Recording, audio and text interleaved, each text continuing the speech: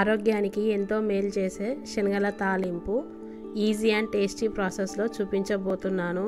ఇది తెలంగాణలో శనగ గుడాలు అని కూడా అంటారు. ఇది నైవేద్యం పెట్టడానికి చాలా బాగుంటుంది దేవునికి. ఫస్ట్ అయితే రాత్రంతా శనగలు ఈ విధంగా నానబెట్టుకోవాలి. నేను దేశవాళీ శనగలు తీసుకున్నాను. ఈ విధంగా తెల్లారేసరికి నానిపోతాయి. నానిపోయాక నానిన నీళ్ళని వడగట్టుకొని ప్రెషర్ కుక్కర్లో ఈ నానిన శనగల్ని వేసుకోవాలి. తగినన్ని నీళ్లు పోసుకోవాలి శనగలు ఉడకడానికి. నేను 2 గ్లాసుల నీళ్ళు తీసుకున్నాను. తర్వాత విజిల్ పెట్టేసి మీడియం ఫ్లేమ్ మీద ఒక 3 విజిల్స్ వచ్చేంత వరకు ఉడికించుకొని ప్రెషర్ అంతా రిలీజ్ అయ్యాక మూత తీసుకొని ఈ విధంగా చెక్ చేసుకోవాలి. శనగలు మంచిగా ఉడికిపోయాయి. ఈ విధంగా ఉడికాక తాలింపు కోసం నూనె వేడయ్యాక ఆవాలు వేసుకోవాలి. ఆవాలు చిటపట్లాడాక జీలకర్ర వేసుకోవాలి. జీలకర్ర చిటపట్లాడాలి.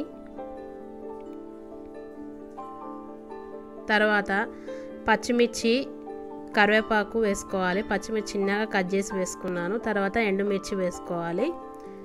కచ్చపచ్చగా దంచిన వెల్లుల్లి వేసుకొని కలుపుకోవాలి. తర్వాత చిటికెడంతా పసుపు వేసుకోవాలి. కొంచెం వేసుకొని కలుపుకోవాలి. తగినంత ఉప్పు వేసుకోవాలి.